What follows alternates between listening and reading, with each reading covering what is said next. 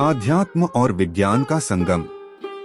स्वागत है कालस्या series of Sanatana Dharma relevance to reality के प्रथम अध्याय में, जहां हम प्राचीन ज्ञान और आधुनिक विज्ञान के गहरे संबंधों की खोज करते हैं। मैं आपका होस्ट हूं और आज हम एक ऐसे विषय में गहराई से उतर रहे हैं जो आध्यात्म और विज्ञान के बीच की खाई को दर्शाता है और प्राचीन ग्रंथों और आधुनिक समझ को जोड़ता है।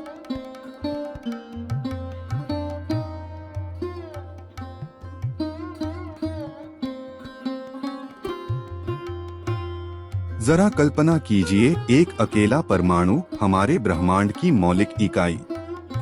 यह इलेक्ट्रॉनों, प्रोटॉनों और न्यूट्रॉनों से बना होता है जो पूर्ण सामंजस्य में कार्य करते हैं। अब इसे एक अन्य दृष्टिकोण से देखें, आध्यात्मिक ग्रंथों से, जहां ब्रह्मा, विष्णु और महेश हिंदू त्रिमूर्ति है जो सृजन, संरक्षण और विनाश का प्रतिनिधित्व करते हैं। जैसे कि इलेक्ट्रॉन, प्रोटॉन और न्यूट्रॉन परमाणु बनाते हैं, वैसे ही ये त्रिदेव आध्यात्म में ब्रह्मांड का सार प्रदर्शित करते हैं। लेकिन इन विभिन्न दृष्टिकोणों में क्या समानता है? आज हम इसे ही समझने जा रहे हैं।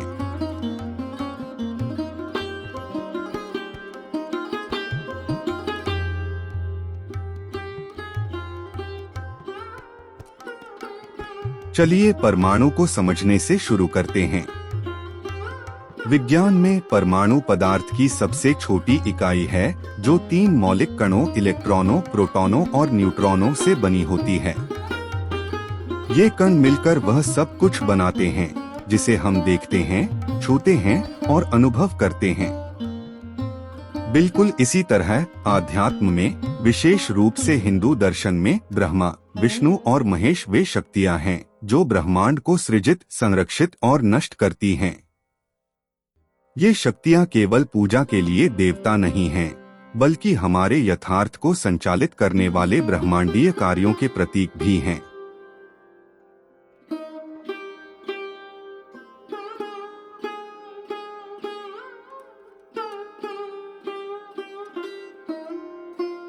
अगर मैं आपसे कहूं कि अच्छाई और बुराई, देवता और असुरों की अवधारणा को भी इस दृष्टिकोण से देखा जा सकता है। विज्ञान में हर क्रिया की एक समान और विपरीत प्रतिक्रिया होती है। सकारात्मक और नकारात्मक परिणाम किसी भी प्रक्रिया का अभिन्न हिस्सा होते हैं। इसी तरह आध्यात्म में देवता, अच्छाई की शक्तियां और असुर, बुराई की शक्तियां भी एक नाजुक संतुलन में होती हैं।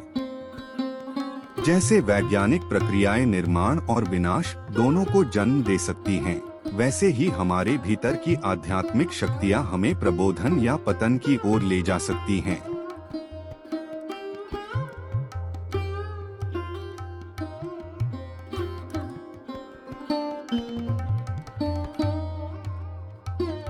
यह हमें एक महत्वपूर्ण सत्य की ओर ले जाता है जिसको हम आमतौर पर हिंदू धर्म कहते हैं। वह सिर्फ और सिर्फ बाहरी देवताओं की पूजा या कठोर रीति रिवाजों का पालन करने के बारे में नहीं है। यह उन शाश्वत सत्यों और सनातन सत्य को समझने के बारे में है जो ब्रह्मांड को संचालित करते हैं। ये सत्य केवल धार्मिक प्रथाओं तक सीमित नहीं रहते हैं, बल्कि वे सार्वभौमिक सिद्धांत हैं जो हमारे जीवन के हर पहलू में हमारा मार्गदर्शन भी कर सकते हैं। हमारे पूर्वज, भारत के प्राचीन ऋषि, इस ज्ञान को सहस्राब्दियों तक सुरक्षित रखते आए हैं। लेकिन समय के साथ हमने इन गहन शिक्षाओं को मंदिरों, मस्जिदों, गिरजाघरों और गुरुद्वारों के अनुष्ठानों तक सीमित कर दिया है। हमने भगवद गीता जैसी पुस्तकों की समझ को एक मार्गदर्शक ग्रंथ से एकमात्र पूजनीय वस्तु में बदल दिया है। गीता केवल एक पवित्र पुस्तक नहीं है जिसे शेल्फ पर रखा जाए, यह एक जीवन का मार्गदर्शक है जिसे जीना, अनुभव करना और आत्मसात करना है।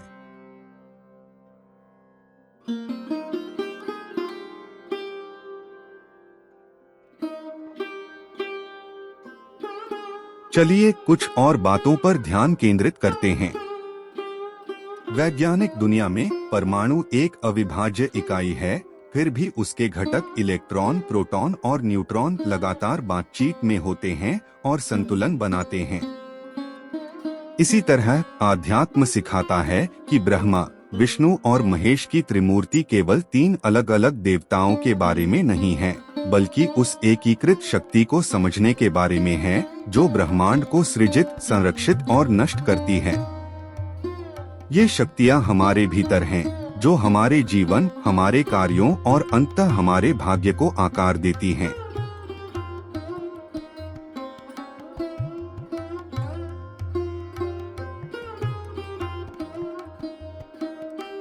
प्राचीन भारत के ऋषियों ने, जिन्हें हम पूजनीय मानते हैं, देवताओं और असुरों की कहानियों का उपयोग गहरे सत्यों को व्यक्त करने के लिए किया हो सकता है।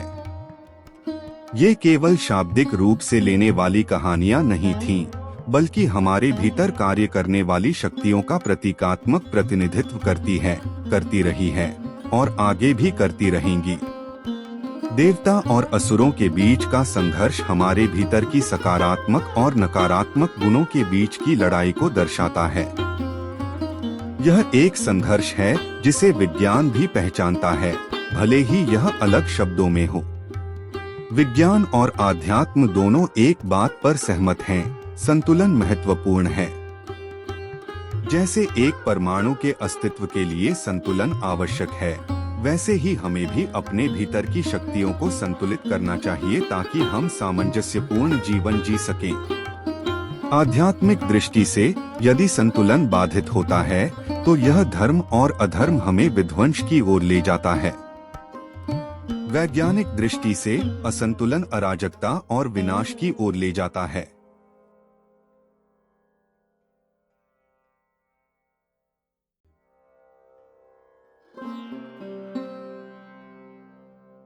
विज्ञान और आध्यात्म के बीच समानताएं उल्लेखनीय हैं। विज्ञान हमें सिखाता है कि हर निर्माण के सकारात्मक और नकारात्मक परिणाम होते हैं। आध्यात्म हमें सिखाता है कि हर अच्छी विशेषता के लिए एक विरोधी शक्ति होती है। दोनों दृष्टिकोण हमें याद दिलाते हैं कि संतुलन महत्वपूर्ण है, चाहे वह परमाणु के भीतर कणों का संतुलन हो या हमारे भीतर गुणों का संतुलन। शायद यही कारण है कि प्राचीन ऋषियों ने अपनी शिक्षाओं को देवताओं और राक्षसों की कहानियों के रूप में ही प्रस्तुत किया। गहराई से समझे तो ये कहानियाँ केवल प्राचीन मिथक मात्र नहीं हैं, बल्कि ब्रह्मांड की प्रकृति और उसमें हमारे स्थान के बारे में गहरे सत्य हैं। जैसे जैसे हम अपने आधुनिक विश्व में आगे बढ़ते हैं, यह आवश्यक है कि हम इन प्राचीन शिक्षाओं से पुनः जुड़े कठोर धर्म ग्रंथों के रूप में नहीं, बल्कि मार्गदर्शक सिद्धांतों के रूप में, जो हमें जीवन की जटिलताओं में मार्गदर्शन करने में मदद करते हैं।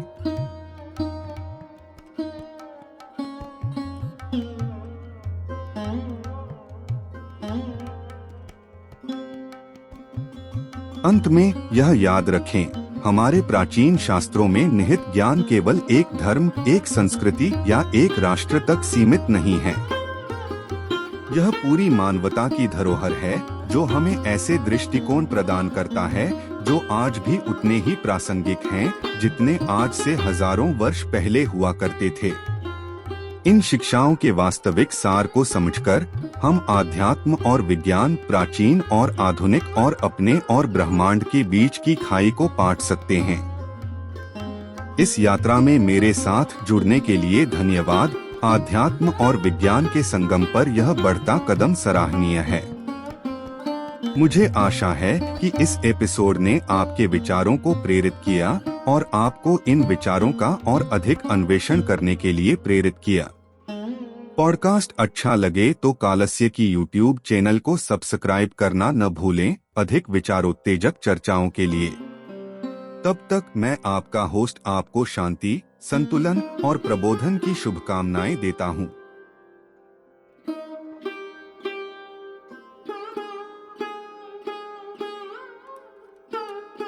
जिज्ञासु रहें, प्रेरित रहें और ब्रह्मांड के रहस्यों की खोज करते रहें।